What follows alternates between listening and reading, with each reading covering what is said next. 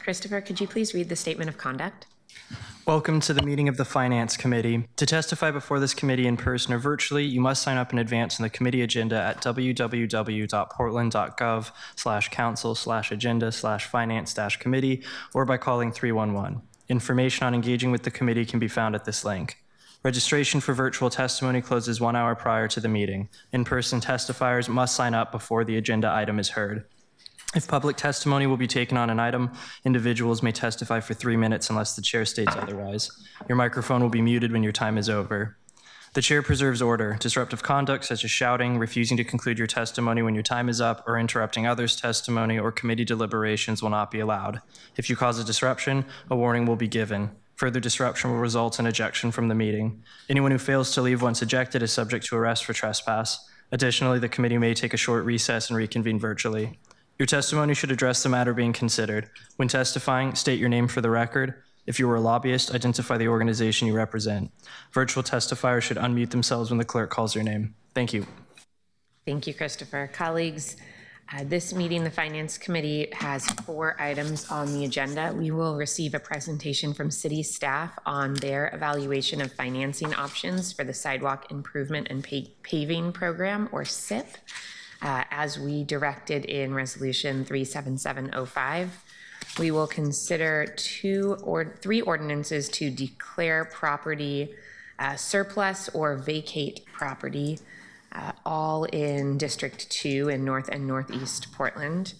And I'll just note that there is a similar ordinance to those 3 that was heard in the Transportation and Infrastructure Committee.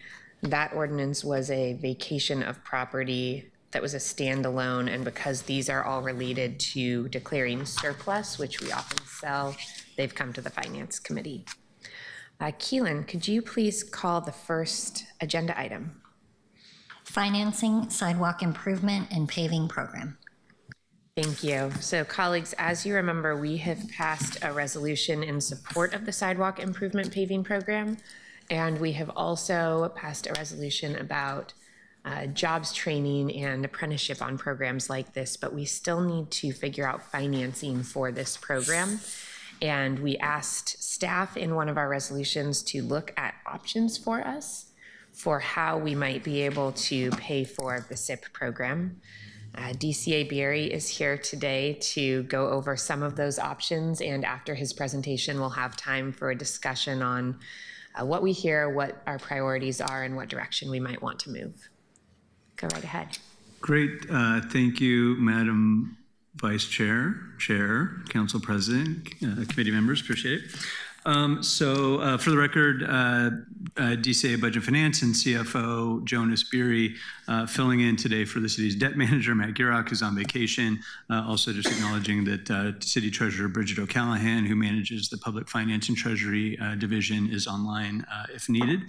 As was previewed, kind of do a little 10-minute-ish tee up, highlight a few of the key questions, and then really lead into maybe getting some community input, committee input, any Q&A. I'll preview the ultimate objective is to get direction, at least enough direction that we can come back to, assuming the Finance Committee with a borrowing ordinance, which then can pass on to full council to authorize the borrowing itself and allow us to then execute that bond issue.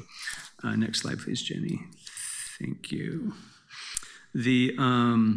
So just to tee up, just for everyone as background, as was mentioned, Council approved Resolution 37705, which kind of directed to get us to here, put some framework around the intended program to address sidewalk and pavement deficiencies.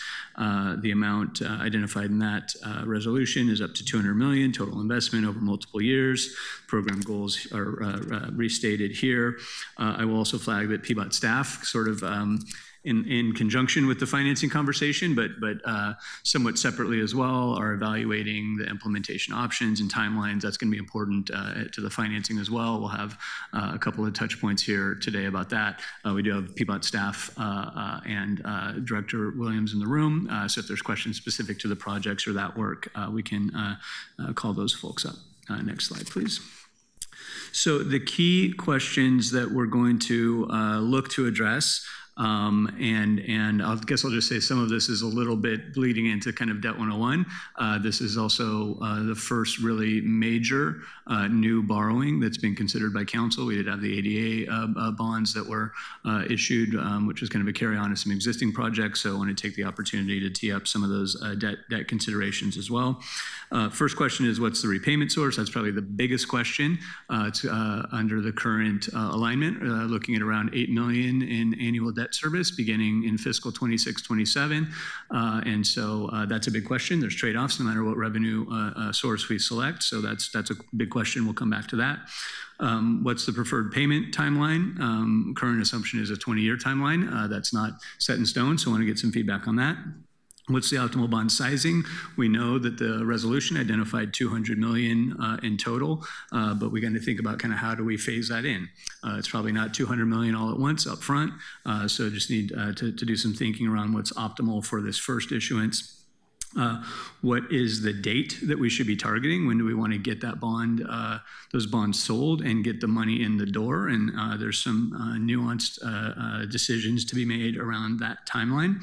And then lastly, are there other options or considerations? And just to preview what some of those will be, there's something called a reimbursement declaration that I'll preview, a way to get kind of projects potentially started sooner when ready before the financing. Is there an interest in doing any kind of interim borrowing? So a line of credit that then gets taken into different, taken out with long-term bonds.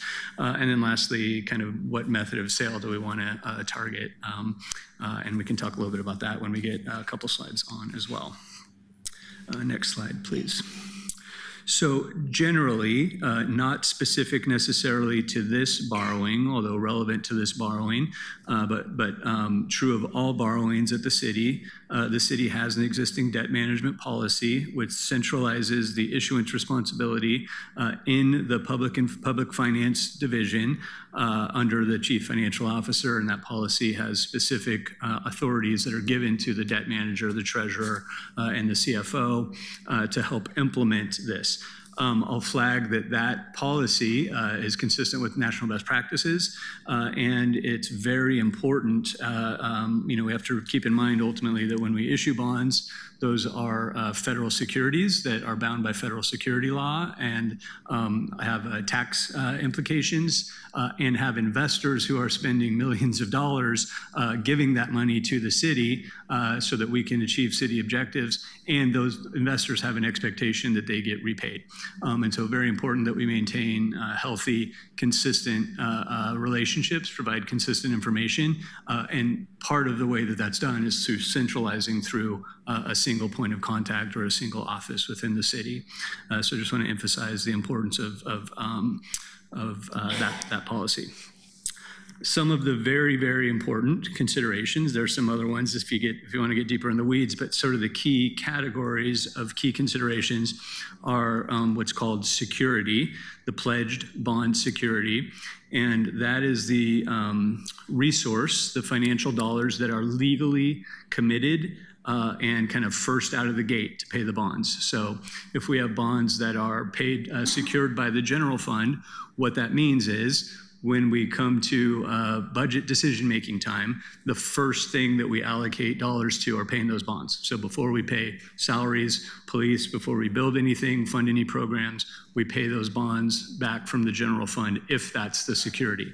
If the dedicated security is water revenues, the first dollars we spend from water revenues are to pay back those bonds.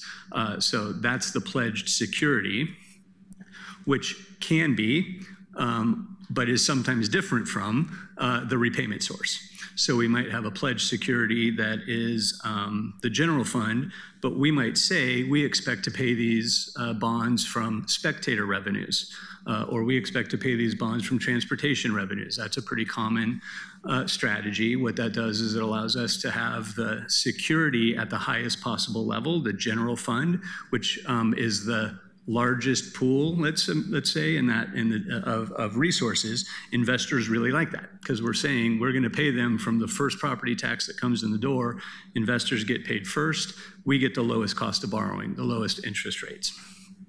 So that's a great strategy to use the general fund as security, but then to protect the general fund, have specific repayment source identified, in this case, perhaps transportation revenues or other revenues.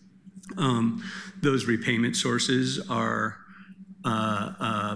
identification of those repayment sources require making sure they're legally eligible. Can you spend, for example, we couldn't fund sidewalk improvements and say we're going to use water revenues to pay for those. It has to have a legal eligibility requirement. We need to make sure that repayment source has consistency. So if it was something that was a 5-year revenue stream, and we wanted to pay it off over 20 years, that's a mismatch. We need it to be a cash flow availability that's consistent with the term of the debt. So if we thought about a 20-year bond issue, making sure that it's a repayment source that we expect to exist for beyond the term of that borrowing. Volatility, obviously, if it's highly fluctuating, if we said, well, gee, last year we got $2 million, and then we're going to get $5 million, and maybe year after that we'll get $3 million, we would want to set a $5 million expectation to pay from that source. We'd want it to make sure that if that source is volatile, that we always have access to that, or acknowledge that the general fund is in fact on the hook. The fourth sub-bullet there, coverage or reserves. Coverage simply means, do we have enough incoming revenue, enough cash flow from the repayment source to pay the bonds? If it's $1 million a year, we need to make sure we have $1 million coming in. Coverage means really the amount above that. And so often what we do when we structure bonds that are secured by the general fund, paid by another source, we want to make sure we've got a little cushion. So maybe it's a 1.5 times. So if it's $1 million of payment, of annual payment, we want to make sure we've got $1.5 million of incoming revenue to make sure we've got a little coverage if something unexpected happens. Similarly, we often say we would like to have some reserves set aside. So maybe it's 1 year of debt service. So if it's $1 million a year of debt payment, debt service, we might say we want to set $1 million aside to make sure if for some reason that revenue stream completely dries up, at least for 1 year, we have the ability to make the payment. And so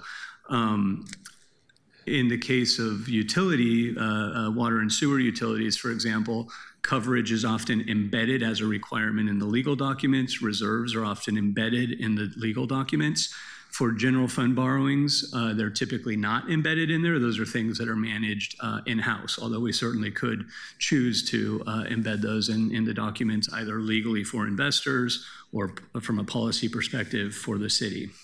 And then, as I mentioned, with any bond issue, there's trade-offs. The revenues that we use to pay these bonds are not available to pay for other things. And so that's always probably the most difficult calculus in deciding whether to do a borrowing.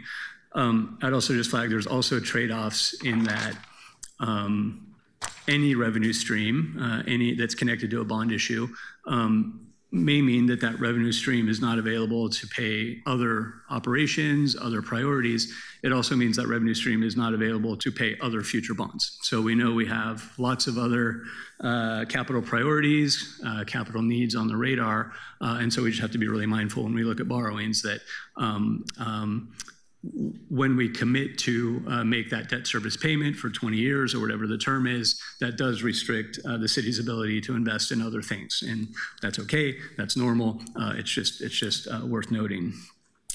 You mentioned the bond repayment term or maturity. Those really mean the same thing. In this case, we're assuming 20 years for the moment. The fourth box, tax exempt eligibility, is super, super important. Without going down into the weeds, tax exemption simply means we're borrowing for a public purpose.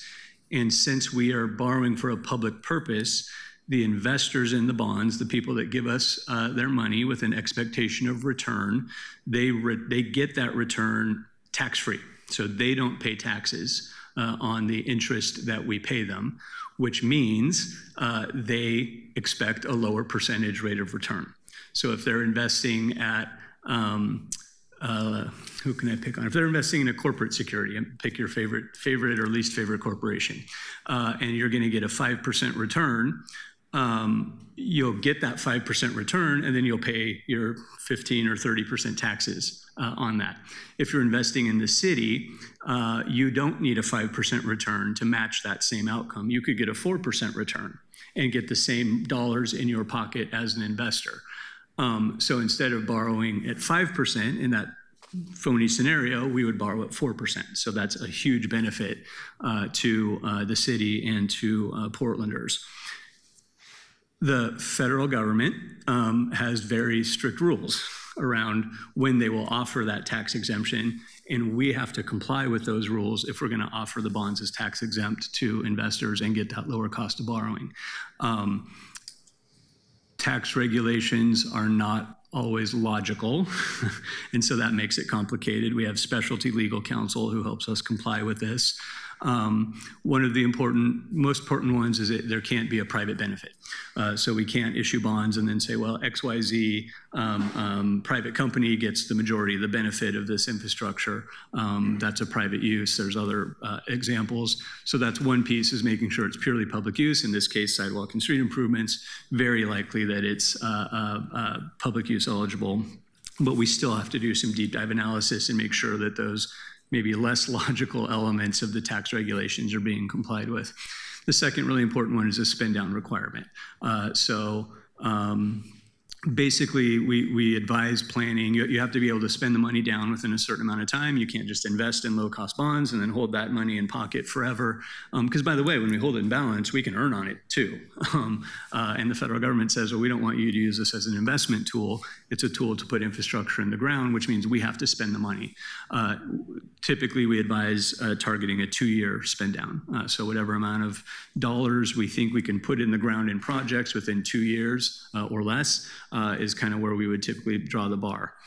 In this case that we're talking about for SIP, $200 million, we know it's going to be over multiple years. What that means is we probably need to look at an 18 to 24-month window. How much do we think we can actually spend and put in the ground? And that'll be the guide for how we size that first upcoming bond issue. Lastly, on this slide here is just thinking about the financing timeline. The couple of pieces that I'll flag. One is having a dedicated debt manager and a dedicated team allows us to keep an eye on the markets and make sure that we're, to the extent we can, optimally entering at the right time when we can get the lowest cost of borrowing. And that's based upon looking at what other things might be coming to the market. Are there economic releases? Are there other volatility moments happening in global financial markets? So that's one piece of it. It also allows us to be efficient. So if we know we have a couple different needs, that we can actually combine those into a single issue or get some efficiency in the process so that we're not having too much duplicative effort and getting some cost efficiencies there. The other important bond marketing consideration is what's called method of sale. This is probably a deeper discussion for another time on another topic, but the short version here is we have a path where what we often do, which is financial best practice, is do what's called a competitive sale, which is we, along with a consultant that we hire specialty to this work, a municipal advisor, structure all of the documents, structure the bonds, we don't really do direct pre-marketing, but there's sort of a pathway you put it out that does kind of marketing out to the world of investors. We pick a time and we pick a day, and then we get bids. And we get the lowest cost. We pick the lowest cost bid, meaning the lowest interest to the city. And then we close the bonds with that investor. That's one pathway. Conventional expectation is that gets the city the lowest cost of borrowing. But it also means we don't have control. We have a lot less control over who bids, who participates, and anything down in the weeds. Like we have less control over what is the pool of investors. It's just bank A, bank Y, investment company Z, and we pick the winner. The other pathway, which is used and the city has used in the past, is a negotiated sale where we actually do a competitive procurement. It's not exactly within procurement. It has an exemption from typical procurement rules, but we essentially go out and find an underwriter, a group of underwriters, investors, which we have a little different ability to manicure. And for example, we could say we want to prioritize MWSB or BIPOC companies and have them participate in the underwriting syndicate. And then we pick that team, and that team goes out and sells the bonds. The trade-off there is we get a little bit more control over some of those pieces, less control over the price. And so those are kind of the two general pathways. I would also flag that the negotiated pathway often takes a little more, it will take a little more time. Frankly, competitive pathway is probably a 3-month process. Negotiated might be 5 to 6 months or more, because we have to go through that kind of identification process to identify the team and work with them. But they're both viable pathways. We don't have to decide that in the ordinance. The ordinance can authorize both paths, but I did want to flag before we can really go, would be helpful to have guidance about which path council would prefer. I think I only have a couple more slides here, and then I'll stop talking. A critical and normal series of steps in the process is doing the due diligence and financing feasibility. We've already talked about a couple of these. We talked about debt payment source and cash flow adequacy. Identification of the projects is super important to confirm both tax exempt eligibility, and another critical consideration is making sure that the maturity of the financing, so in this current vision, it's a 20-year financing, that has to be either equal to or longer than the useful life of the assets. So in most cases of public infrastructure, that's 20 years is not difficult. We don't usually invest in things that have asset useful lives less than 20 years. But it does get complicated. In this case, for example, in the case of streets, and we've been working with PBOT on this data, asphalt streets are 20-year useful life. Concrete is 30. So we have to kind of do that calculus of what's the mix of things that are going to be invested. If it's 90% asphalt streets, I don't know whether it is, but it's just imagine if it's 90% asphalt streets, then we might be limited in the maximum term that we could do. If it's mostly concrete streets or other project elements that have 30-year plus lifespans, then we can extend that lifespan or that maturity date a little bit further out. But we do need to get in the decision-making process, we do need to get pretty granular in those asset useful lives so we can make sure we comply with that. Another piece of due diligence is looking at overhead and other administrative costs. There's some limitations on how much of those can be treated as capital, and so we just need to make sure we're doing that due diligence. That's in progress. We talked about the projected spend down of funding. Consideration often is, are there other funds committed to the project? In this case, there aren't. So I don't think that's a consideration here for the SIP program. Another couple things that aren't on this slide, but I'll just mention, maybe just one other one, is also just making sure we're being mindful of operating and maintenance. Sometimes, not just for the city, for many governments, it's very compelling to invest in a new asset. And then we get 10 or 15 years down the road and realize, oh, wait a minute, there's a cost to operating and maintaining that asset or to reinvesting in that asset down the road. And so that's just an important consideration that we need to be thinking about as we're doing, making these decisions about investing in new things. And that's going to be a different calculus for different types of projects. Next slide and last slide here. So to circle back around to one of the key questions, which are what are potential repayment sources? I've covered this a little bit before, but this will dig just a little bit deeper into the options and trade-offs. I mentioned the security of general fund.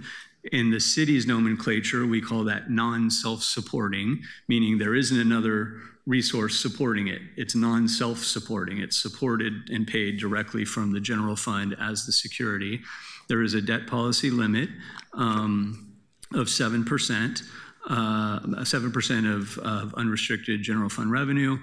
The current projection, and so this looks at things that are either authorized by council but not yet issued, or things that are projects that we know are coming down the pike that we don't really have an option and we expect to debt finance, or those won't happen.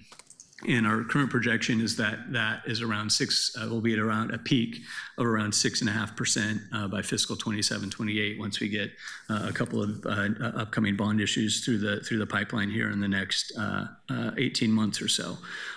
So we're pretty close to that limit. There's not a lot of capacity for additional bonds to be paid for by that source.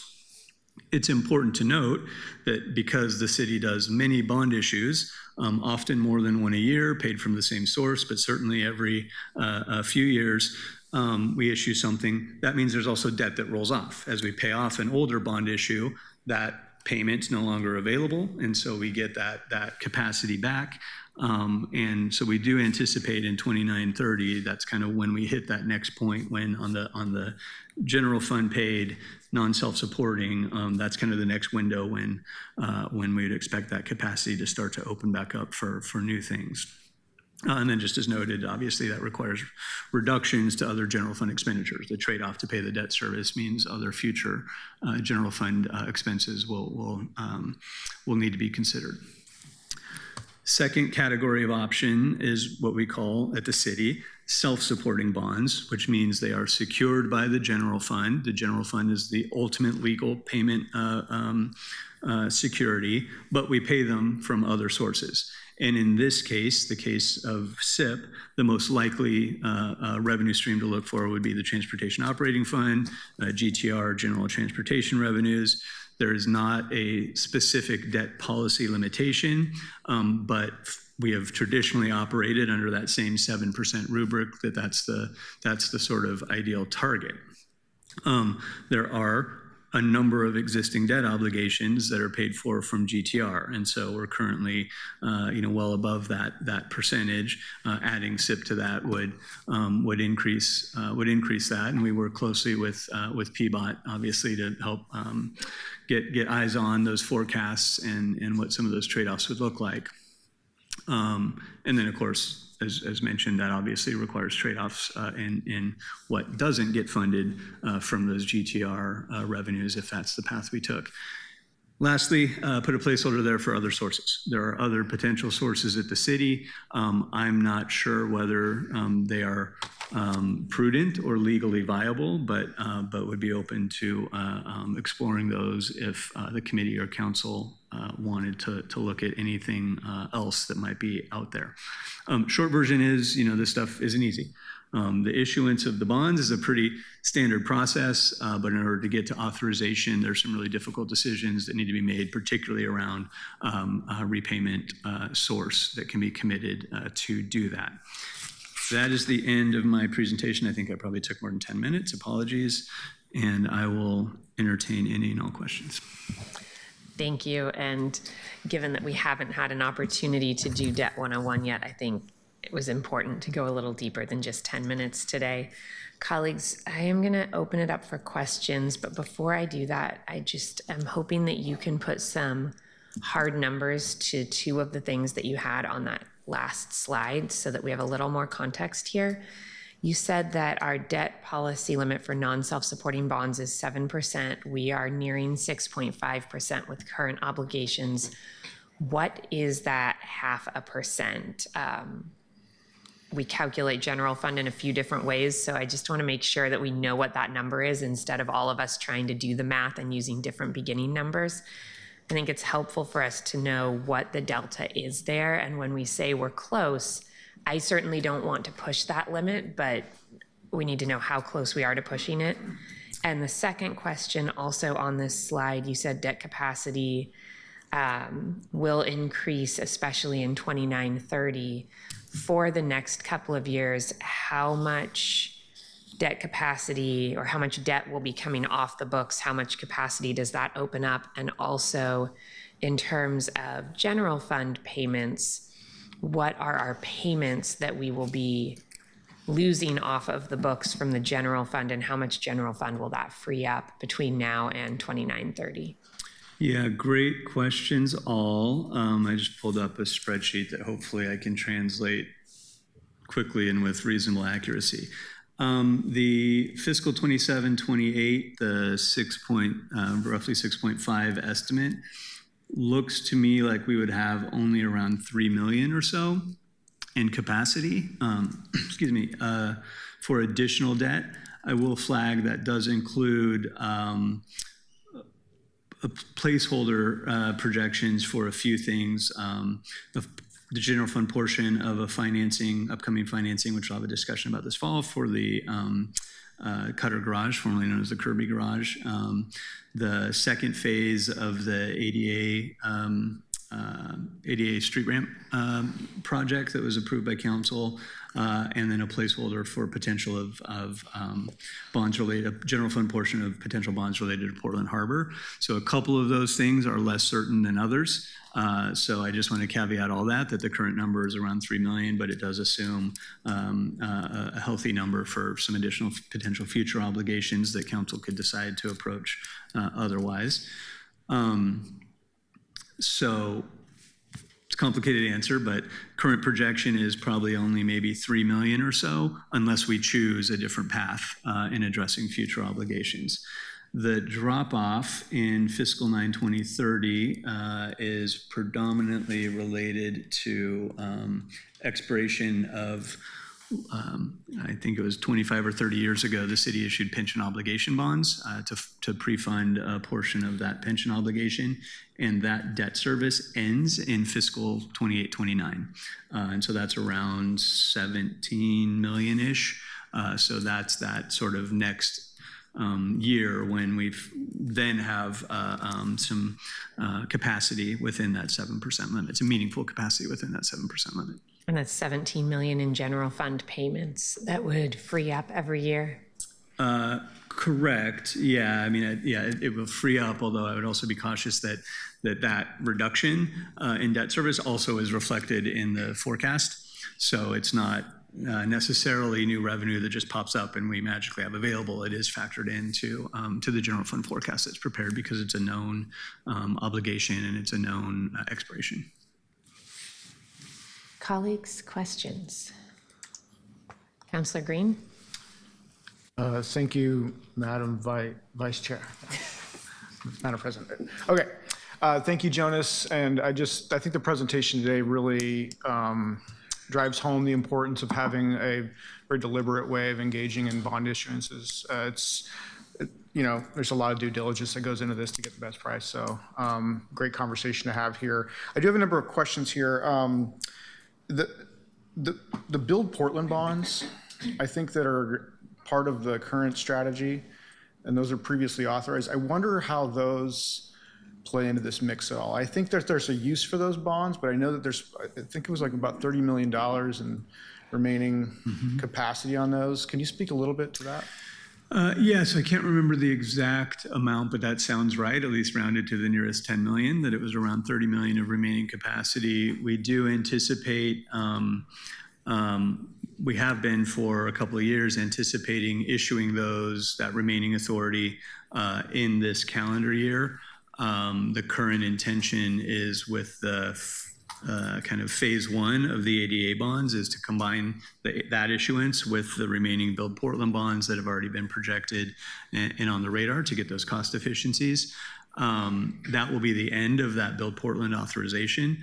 And I would flag that the majority of what those Build Portland bonds will fund actually replenishes for projects that have already been built or in motion or in the ground. And so it's not an example where it's sort of a but for, if we don't issue these bonds, we don't do the projects. We've already done or are doing the projects. And so these will now, the final issuance of that authorization will replenish that. Just looking at the spreadsheet here, our current estimate is that's around 1.5 million in debt service that'll pick up beginning in 25-26, assuming issuance of those bonds this summer. No, that's very helpful. It's important not to know you got to know what you're counting, what you can't count, and that sort of thing. So when we talk about, so it looks like the self-supporting or non-self-supporting stuff, that's a very thin pool to go to at this point. So we want to be maybe thinking about the self-supporting limited tax revenue bonds, which need a revenue structure to back them. I'm curious, so for the $8 million in debt service annually, that was a 20-year assumption at like, what, 4%, 5%? Yeah, I don't know what the exact interest rate assumption is, but that sounds right. Probably just somewhere north of 4 would be my. And that's for the full, is that for the 100 million? That would be, that was 100 million over 20 years, correct. Okay. It was about roughly 8 million a year beginning in 26, 27.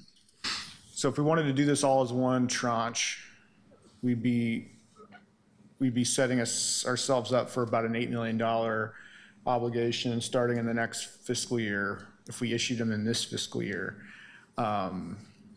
And that would then involve some GTR trade-offs. I wonder if Director Williams can come up and speak a little bit about what some of those trade-offs would look like from that standpoint.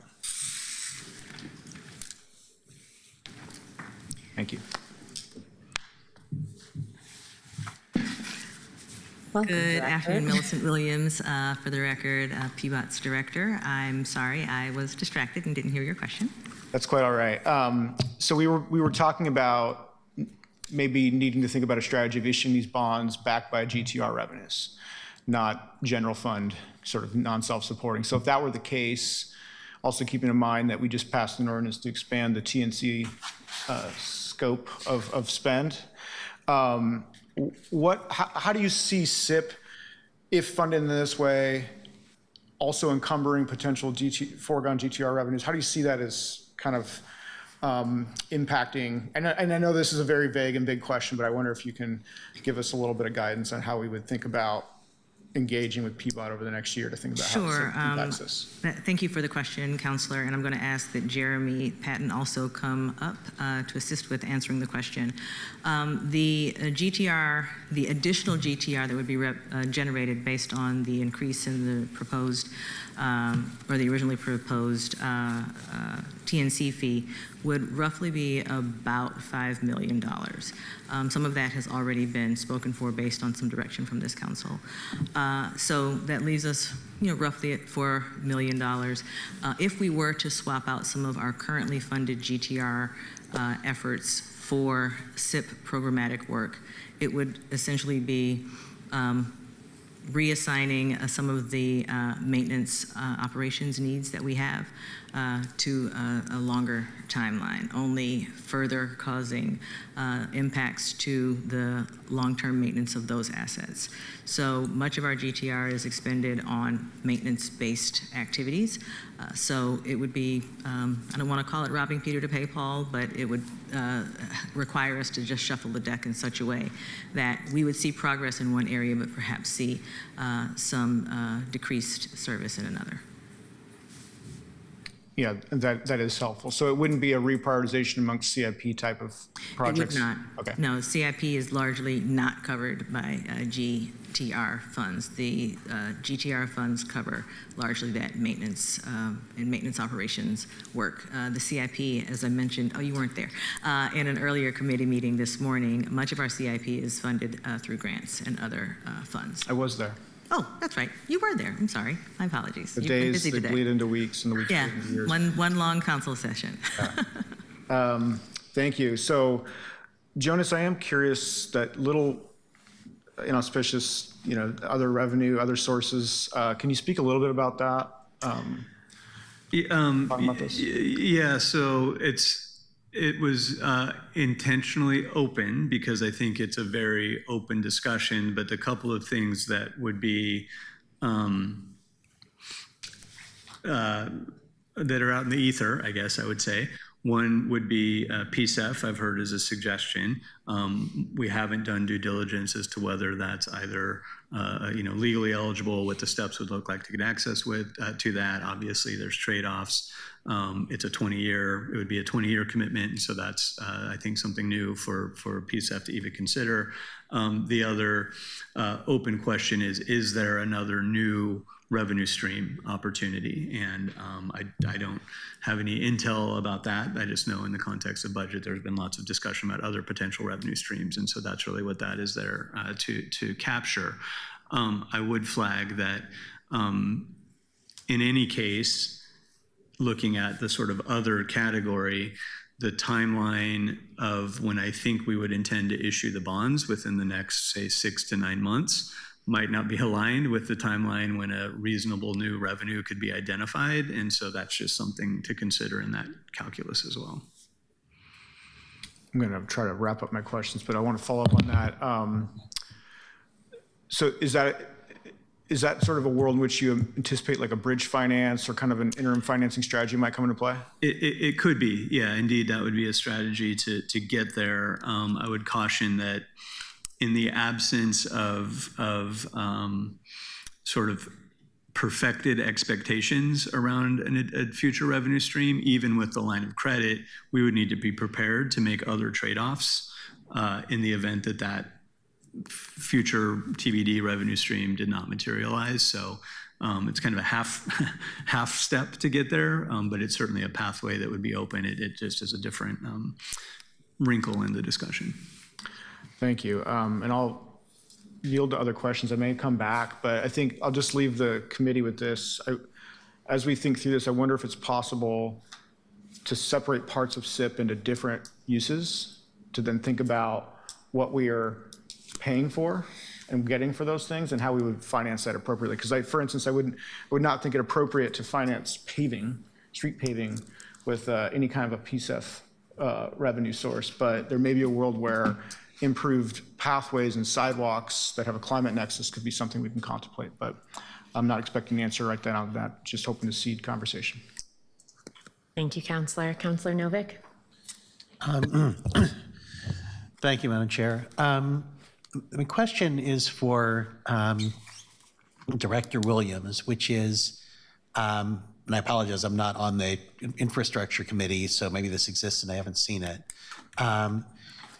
Is there, I mean, given our huge pavement maintenance deficit, does PBOT have sort of like a list of, here are the streets that are critical to maintain, to have any kind of functioning transportation system? Here's how much it costs to maintain them. Here's how short we are maintaining even those streets. Is there kind of like a priority list of, if we have X amount of money, here's the streets that from a perspective of the system as a whole, we should be trying to preserve, and here's the number of streets that we can preserve given current funding, and here's the streets that we can't preserve, and so we sort of get a picture of the opportunity cost of investing in anything, other than the priorities. Yes, we do have that list. Okay. Did you want for me to explain? Well, I mean, maybe you could be like 2 minutes on like, here's the, okay, here's sure. where we are, and then if they could send me the list afterwards, that'd be great. I can certainly, well, I can do it, but I'm going to ask that Jody Yates, who is our maintenance operations group director, come forward and provide some insight as to the plan for those streets that we do maintain and what that looks like. Do you need the question repeated, Jody? Yes, please. Okay, Counselor. Head Counselor? So, Ms. Yates, I mean, yeah, just, would you be able to sort of give an off-the-cuff thing of, here's an example of some of the streets that we can maintain with existing revenues, and here's examples of things that are pretty important, but we expect to fail in the next 20 years without existing revenue, without more revenue. Okay, thank you. I can now address the question. My name is Jody Yates. I'm the PBOT's Maintenance Operations Group Director. Currently, and for about the past 15 years, we've only been maintaining streets of citywide significance. And so I would tell you those are, for the layperson, the ones with stripes on them. So, your Holgate, 33rd, those sorts of streets. There's several in Southwest. Those are the only ones receiving pavement maintenance right now. That's only about a 25-30% of our streets by lane mile throughout the city. All local streets, neighborhood streets, are not receiving pavement maintenance other than pothole repair. So it's pretty significant that any of this program could be then expended towards maintaining more of our local streets, which are where most of our people actually live, are on those neighborhood streets, local streets. Does that help answer your question? Yeah, I mean, and are you able to maintain all of the to properly maintain all of the streets of citywide significance? No. They are also falling in slower decline on their, we use something called pavement condition index, and they are still slowly declining, but not near as fast as our local streets, which are not receiving any maintenance. How much more additional revenue per year would you need to make sure that the streets of citywide significance are not declining? That number I do not have handy in my head. Okay. Is that gettable, though? Yes. Our asset manager has that number. Okay. Yeah, I just think that it's important when we talk about raising money for anything to think about what the trade-offs are and to be aware of the fact that we're falling behind even on streets of citywide significance. I mean, personally, my view is that if we're going to raise any additional money for transportation, we should address that before anything else. Oh, another thing is the streets of citywide significance, they tend to be big, long streets that probably cross, district boundaries, I would think, no? Yes, they do. Okay. Thank you. Thank you, Counselor. DCA Berry, as we are talking about different sources, it sounds like we have a number of options and opportunities, all of which have a very small margin that we could work within. Is it precedented for us to go to the bond market with a sale that is secured by a single source, for example, the general fund, but with a payback plan that comes from multiple sources? Yes, in fact, that's a strategy that we've used in either scenarios where it's a project that has multiple viable funding sources, or issuance where we've done a single issue that includes multiple kind of projects. So that is viable to have it secured by the general fund and identify we expect it to be paid from multiple sources. Great, thank you. Colleagues, are there other questions about some of the technical pieces here?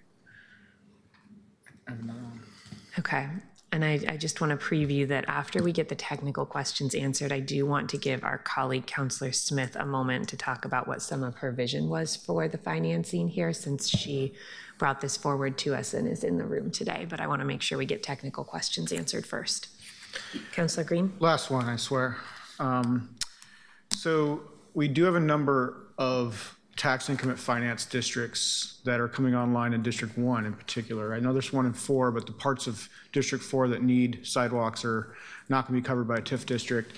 So I'm curious how this could potentially intersect with that flow of funds, because I know that the purpose of those districts is to provide a revenue source for capital improvements, and sidewalks and streets, I think, would fit the mark there.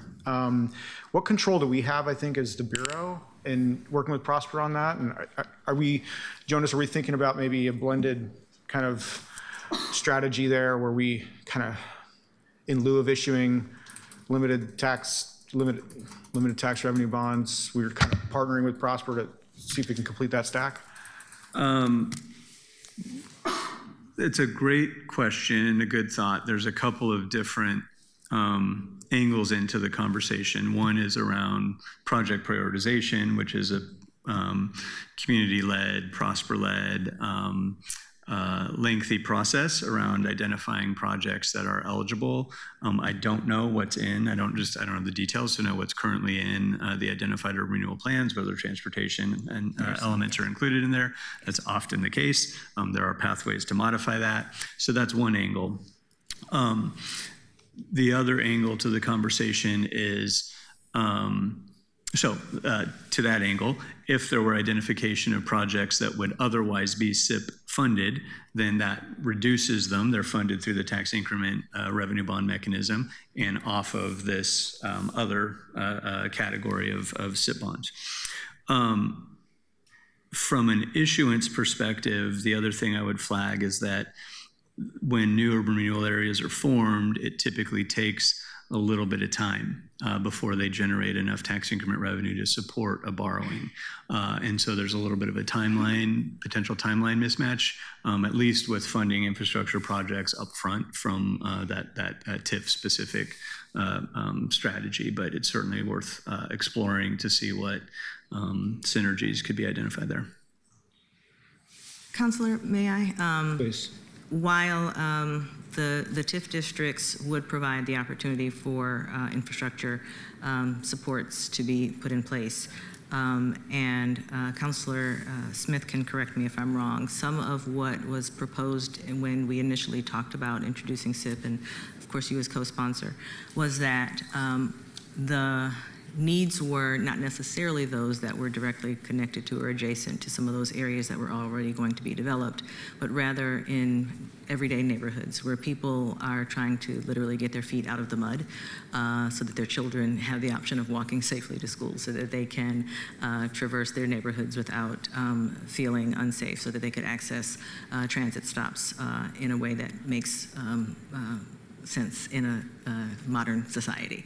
So I think we have some opportunities to continue to evaluate how we both leverage the investments that are happening across the city that are more development driven or TIF district driven, but also meet the goals of the objectives that were put forward, which were to make sure we were seeing people who had not previously been seen in the solutions that we were putting forward. One of the ways that I've talked about it with the PBOT team is it's a block by block initiative, in that we would be able to look at whole neighborhoods, recognizing that may not mean a corridor project as much as it really is, a few blocks at a time. And that's when earlier I talked about maintenance operations delivering a portion, or smaller DBE firms delivering, and then looking at the larger CIP down the road. That's what I was talking about. I think there's a tremendous opportunity to both leverage while providing the very basic service that I know that Portlanders are seeking as they think about the Transportation Bureau.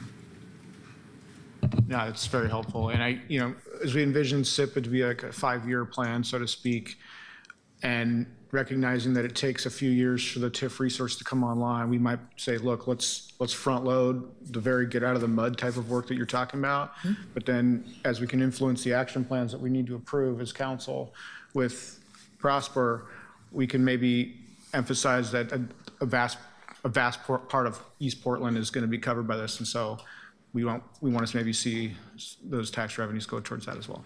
So thanks. Thank you. Counselor Avalos?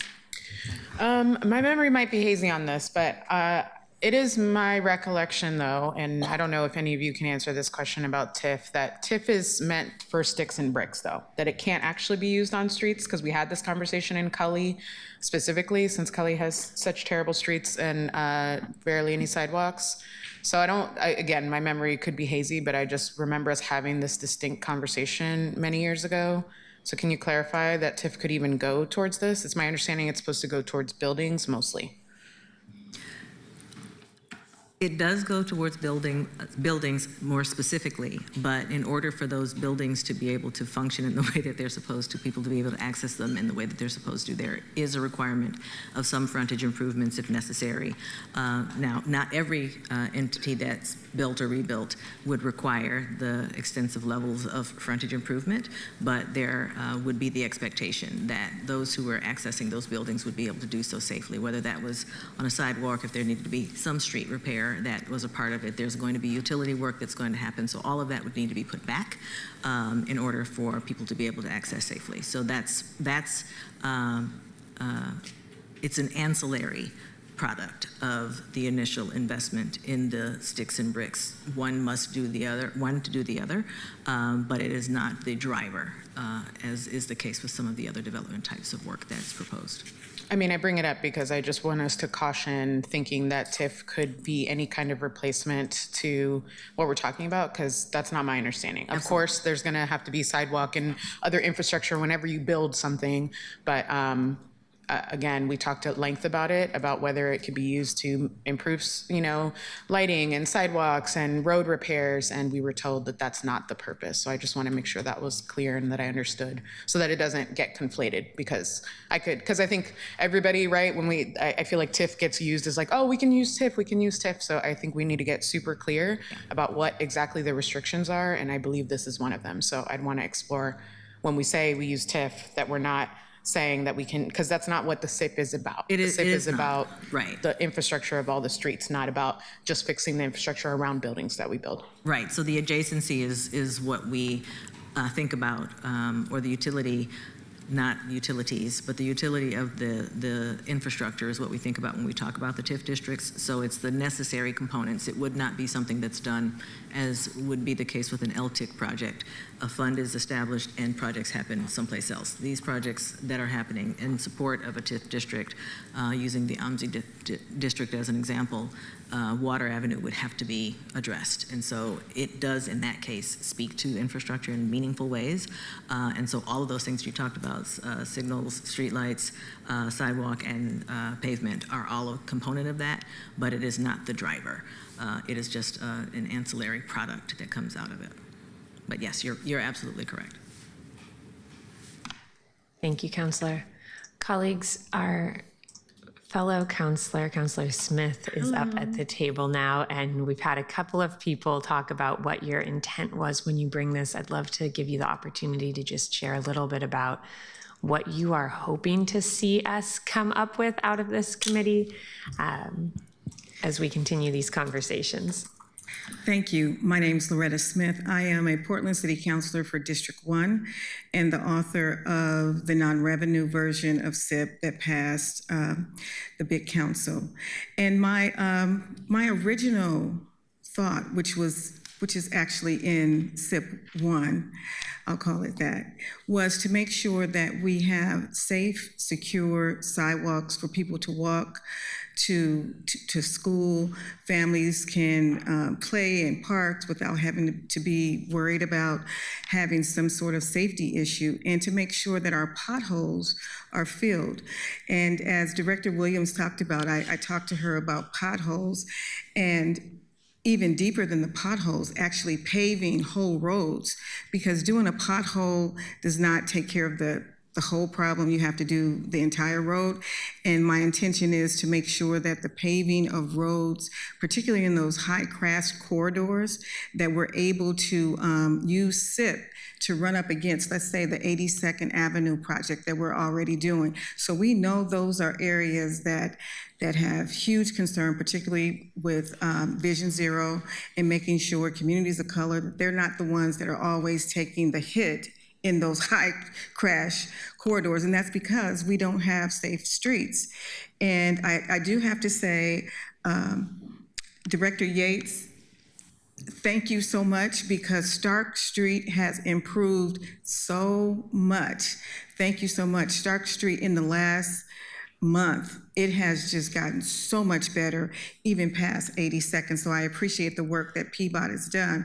So what we want to do is do neighborhood by neighborhood and identify particular streets that have been a problem. And I want to go back to the financing. Thank you to DCA Barry, because we probably should have given you all a slate of monies that are available out there. That limited revenue bond, there's $1.5 billion left. And I asked the question, if we took and spent the entire $1.5 billion that does not require it to go out to the public, would we be pushing up against our financial policies in terms of having enough money to pay? And from what I can remember from the conversation, DCA Barry said, no, we wouldn't. And we're not asking for 1.5 million. We're asking for 200 million out of that $1.5 billion limited revenue fund. So it is a small piece of that. The other piece is 26, 27, there's 35 million that's dropping off a debt service that you all didn't talk about. So it should not be assumed that because the executive end has the first stab at where those dollars go, that they have to go where the mayor says they have to go. Now, if we have $35 million that's dropping off, SIP has just as much of a opportunity to use some of those general fund dollars as well. We're expected to get in new gas tax revenue somewhere between 18 and 22 million? From the state. Yes, in additional monies under this. If the 14.7 billion is approved in the state authorization, we're going to get about $22 million just from that alone, on top of what we already get. So I didn't hear a huge open conversation. The second piece is in terms of piecing things together. We received a grant to do sidewalks from the Biden administration that we have not used as well. So there are so many different funds that can be interchanged with this, but like I'm saying, I am pushing for us to use some of that $35 million, 8 of that $35 million going directly to SIP, because I believe we have been so underinvested in District 1 in terms of our sidewalks and infrastructure and safety and all of those things, that we have just as much right to those dollars. And I do understand, and I said it last week, there are a lot of things that are going to come up, whether it be some of our spectator venues that may need additional work that hasn't come before us yet. And I don't want us to think that we have to save something for something that has not come before us first, before SIP. I don't want SIP to be pushed back because they said, oh, we have to do the Keller, we have to do the Rose Garden, we're gonna have to do this. We are at the point in time right now, we can't afford not to do SIP and put sidewalks in District 1 and District 4 because we have not had the investment in sidewalks and infrastructure to the degree that we should have in terms of maintaining those streets. So I don't want to get into this tug of war, what might happen. We know what is happening. SIP is on the table right now. None of those other things are on the table. We have to deal with the projects that are before us today. And I want us to look at it like that, with also keeping in mind that we do have other things to do, but understanding that I'm only asking for 200 million of that 1.5 billion that we have. And even if we spent down that 1.5 billion, we still would not hit that mark, that policy mark. And I just wanted to make sure you all understood that.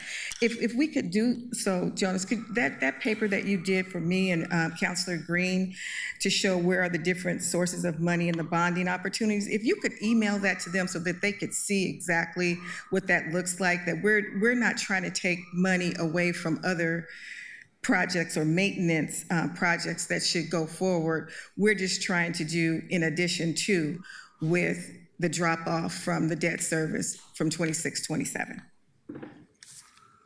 Thank you, Councilor. And ECA Bieri, I think it would be helpful to get the background on those two revenue sources that Councilor Smith laid out, the 1.5 billion limited revenue bond and also the sidewalk grant.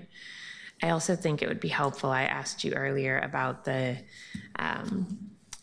drop off of current bond payments in 29-30, but if we could see a breakdown over the next, say, 5 years between now and then of how much money is coming off the rolls each year, that would be helpful. I know that's accounted for in the balanced budget that we've looked at, so that's not new money or extra money, but it does affect that bond capacity and how close we are to the 7%. And sorry, Councilor. no, so what we should do is before you actually put it into a mayor's budget, look and see, get those numbers first, because we're just assuming that we're going to take those dollars and put them somewhere else. And that's not, so we determine where those dollars go to. And if we as a council determine that we want to spend that on an infrastructure project in District 1, we will. And, you know, it will not stop any homeless or housing opportunities that the mayor may have to spend those monies. But I caution us to not already bake in monies that we have not we have not decided to budget first. I mean, the raw numbers need to be seen first, and then you can bake in the numbers. And the other thing, President Perlgini, this is going to be a huge opportunity for minority contractors to be able to do work and to be able to get their, go apprenticeships to get their journeyman on this project alone for sidewalks.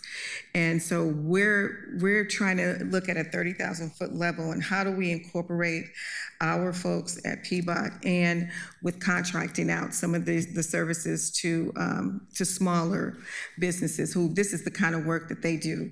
And that would be a win if we could do that. Thank you, Councilor. Councilor Green, Councilor Avalos, any other questions? Okay, this is clearly something we will need to continue to work on so that we can figure out where the funding comes from and put forward this third piece of the SIP package that I know, Councilor Smith, you have been patiently waiting on us to look at until we could get through the budget process. So thank you. I appreciate it. Thank you so much. Colleagues, I am going to move us on to the next item on our agenda. I will note that we, Councilor Novick had to leave to another engagement, so we just have the three of us left here. Keelan, could you please read agenda item number 2? Declare property at an unnamed road off Northeast 33rd Drive as surplus and authorize the Bureau of Transportation to dispose of the property by sale to WPC Marine LLC. Colleagues, we have seen a few of these before where we are asked to declare property as surplus. This one is a little bit different in that for the first time we are seeing one where we're specifying sale to a specific entity as opposed to sale generally on the market. Mr. Lindahl? Hello. Right ahead. Lance Lindahl, City of Portland, PBOT, Real Property Services. I do have PowerPoint slides. I'm not sure if they're ready to go. I didn't get a meeting invite to present. So I'm sorry, I reached out earlier.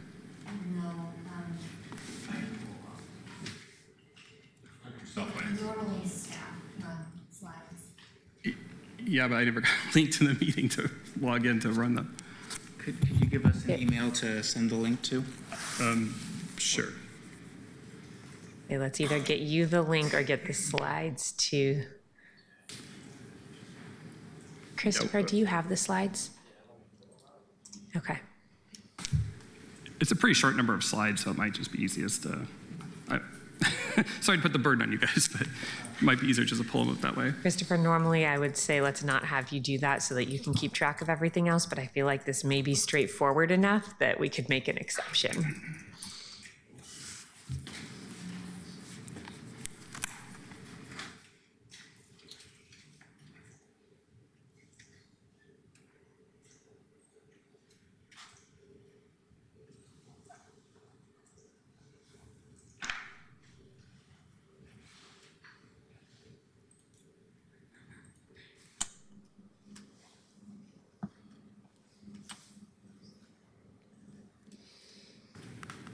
That looks like it. Thank you. So continuing my introduction, before you today is an action to vacate a street, which result in the title of the land reverting to the city under PBOT control. PBOT has determined that the right-of-way is not needed for public street purposes and requests that City Council approve both the street vacation and a surplus land sale. Since these are two distinct actions, I have two separate sets of slides to share with you today. Both processes will need City Council approval in order for the city to release its control over the property. Next slide, please.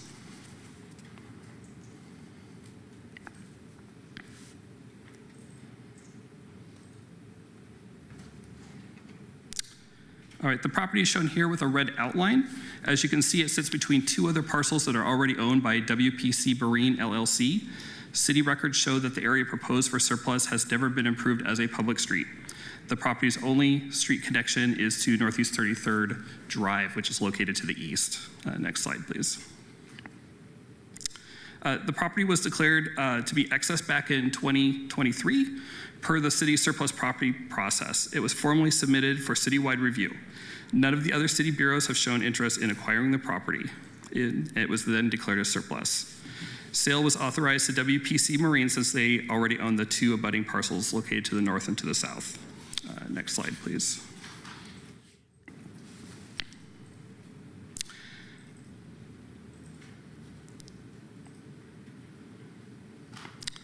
So conditions of the sale reflect city and community concerns that came up throughout the street vacation process. And as a result, WPC Marine will grant a 30-foot wide trail easement along the length of their southern parcel in support of a future extension of the Marine Drive 40-mile loop multi-use path. And also the city will reserve a 20-foot wide sewer easement located over an existing 36-inch wide pressurized sewer main, which is shown there with the, actually, I apologize, the trail easement is shown with the green line and the sewer easement is shown with the red line.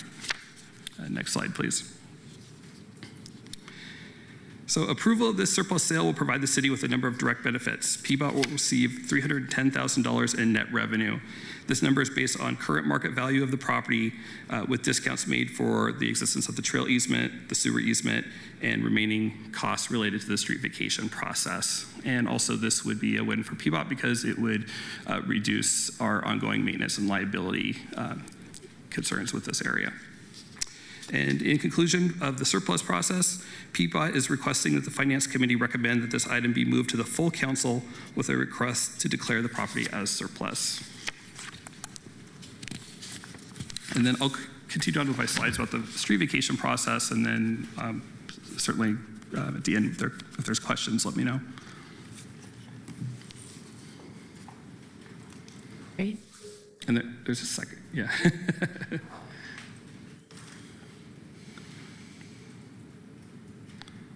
Well, that's being pulled up. The second part of the project is the street vacation. The reason why this part of the process is needed is because the parcel in question has been mapped as public right-of-way for many years. Christopher, are you pulling up that second presentation? While you do that, Keelan, would you mind calling agenda item 3 just so that we do officially have this open as well? Good point.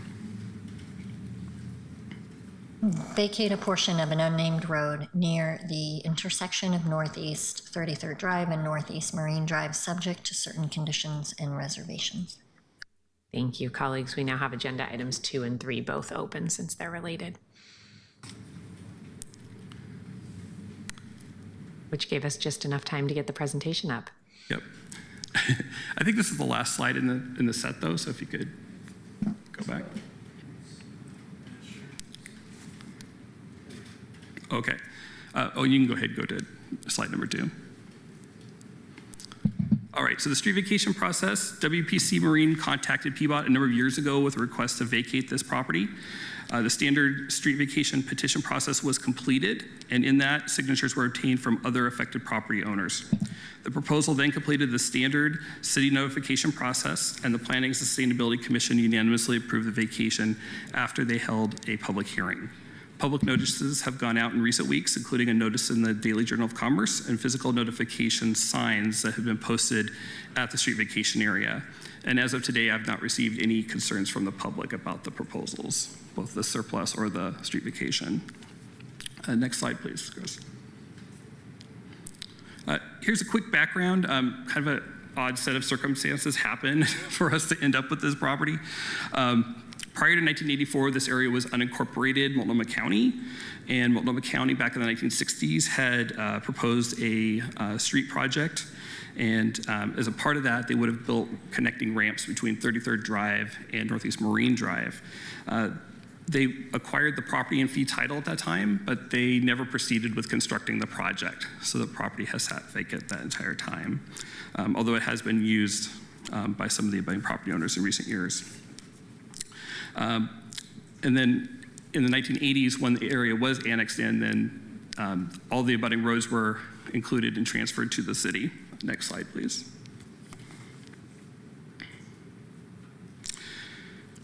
And then PBOT recently discovered that although the road jurisdiction had been transferred to the city, fee title ownership remained with the county, and that was resolved through a transfer of ownership that occurred in 2019.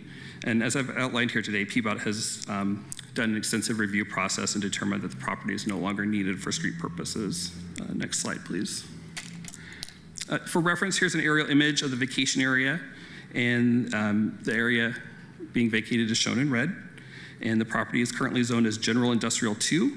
There are several boat marinas located to the north, and most of the other abutting properties in the area are owned by the Port of Portland as a part of either the Portland International Airport or their industrial properties nearby. Next slide, please. Actually, last slide. So here's a recent picture of the vacation area. This is taken from Northeast 33rd Drive, the bridge there looking west. The area to be vacated is located near the center of the photo. And as you can see, the area is not improved as public street and is currently being used as both a private driveway and as a fenced storage area for the adjacent business. And PBOT is requesting that the Finance Committee recommend that this item be moved to the full council with a request to vacate the public right-of-way. Thank you for your time. My apologies for the issues with the presentation, and I'm available to answer any questions that you may have. Thank you. Thank you, Mr. Lindahl. And Christopher, thank you so much for running those presentations for us so we could Thank you, Chris. see them up there. Colleagues, are there any questions about either agenda item 2, declaring this property surplus, or agenda item 3, vacating the property? Okay, I have just 2 quick questions. That area, as you mentioned, is the end of the bike path, and I'm wondering if you can describe a little bit more what the conversations have been about ensuring that we have that easement, and if there have been any conversations about development. Related to that, the back end of that parking lot I know is often used and along the side of the road there by people who are parking to ride the bike path starting from the area across the street. And have there been any conversations with the property owner about whether they'll be making changes when they lose the city interest in the property that would not allow members of the public to park in that area to use that pathway moving forward? Yeah, there's a lot of moving parts in this area. There's an LID proposal that's kicking around at the city. There's also the pending work on the Columbia River levee, which Marine Drive is located on top of. So in the near future, the projects here and before you today shouldn't really impact that flexibility of the public being able to park in that unapproved area right along 33rd Drive. That will remain in its current condition for now, but there's a longer term question about, how this area is going to redevelop, because there's a number of proposals in the works right now in the private property world. Should I assume from that answer that that means that we're probably not looking at continuation of the bike path and the green loop there until we finish the levee work as well? Actually, I think extensions to the path could happen before that. It's that connection right at Marine Drive and at the intersection. Things there will probably have to be reworked in future years. But there's been strong support throughout from the abutting property owners, both the ones purchasing this one and the Port of Portland, who owns the property to the west, of extending that path and providing that much needed connection on the Marine path. Perfect. I think I know that area decently well, and this is a change that makes sense, but I do want to make sure that it doesn't limit the ability to extend that work in the future. Yeah, there should be lots of flexibility still. Perfect. Keelan, do we have anybody signed up for public testimony on either of these agenda items? No one signed up. Okay. Colleagues, see no other questions. Thank you very much for your time. Keelan, could you please take the roll on agenda item 2? I'm sorry, we need a motion, don't we? Yes. We're in committee. I'm used to council. I move that we recommend to full council to declare property at unnamed road, or agenda item 250 be recommended to full council for adoption. Second. Perfect. I think that covered it. Keelan, could you please call the roll? Novick. Oh, he's not here, sorry. Green. Aye. Avalos. Aye. Hurtle-Guiney. Aye. Thank you. And colleagues, I would entertain a motion for agenda item 3. This is document 251 to vacate this portion of road. I move that we recommend to full council for adoption item 2025-251, which is the vacation of this portion of road. Second. Thank you. Keelan, could you please call the roll? Green. Aye. Avalos. Aye. Portal Guinea. Aye.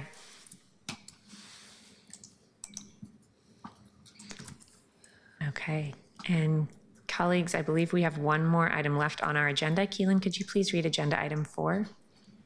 Declare property located near the intersection of North Midway Avenue and North Columbia Boulevard as surplus property and authorize the Bureau of Transportation to dispose of the property for fair market value. Wonderful. Thank you very, very much. And Mr. Louder, please go right ahead. Good afternoon.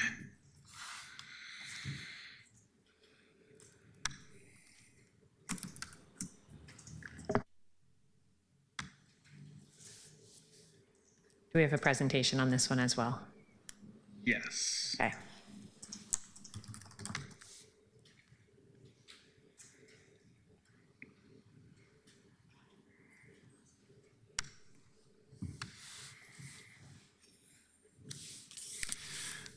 Good afternoon. My name is Drew Louder. I'm a right-of-way agent with Peabot Real Property Services, and today I'm presenting on the city's proposed declaration of surplus property at the intersection of North Midway Avenue and North Columbia Boulevard.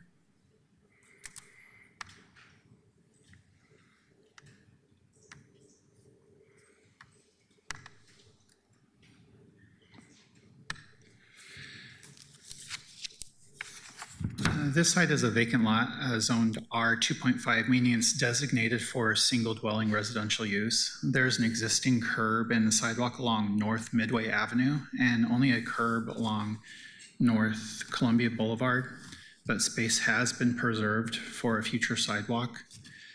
Peabot maintains the site even though it has no transportation-related use. The city originally acquired this property in 1948 from Oregon State Highway Commission to help construct North Columbia Boulevard. Later in 2018, part of the site was reverted back to city control after a street vacation was removed. Street vacation removed an alley along the south side, and that was initiated by the property to the south. And at the end of 2024, Peabot determined this lot was excess to our needs and submitted it for citywide review. There were no other bureaus expressed interest in using the property, and we received no public comment during the 60-day notice period. And because of that, under the city's administrative policy, ADM 13.02, this property falls under Category 3, meaning it's eligible to be sold on the open market to the highest bidder. If the ordinance passes, the city will sell the property for fair market value, generating one-time revenue benefit, and it'll also return to the tax rolls and remove Peabot's responsibility for maintenance. This process aligns with the city policy for handling surplus property transparently and efficiently. So today we're requesting the Finance Committee's approval to move forward with this disposition so that it can be presented to City Council. Thank you for your time. I'm here for any questions.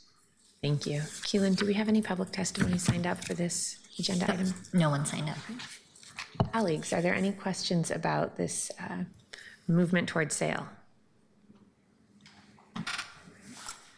I know this is in a residential neighborhood. Have we had any direct communication with the directly adjacent homeowners? Have they been non-responsive or have they responded positively?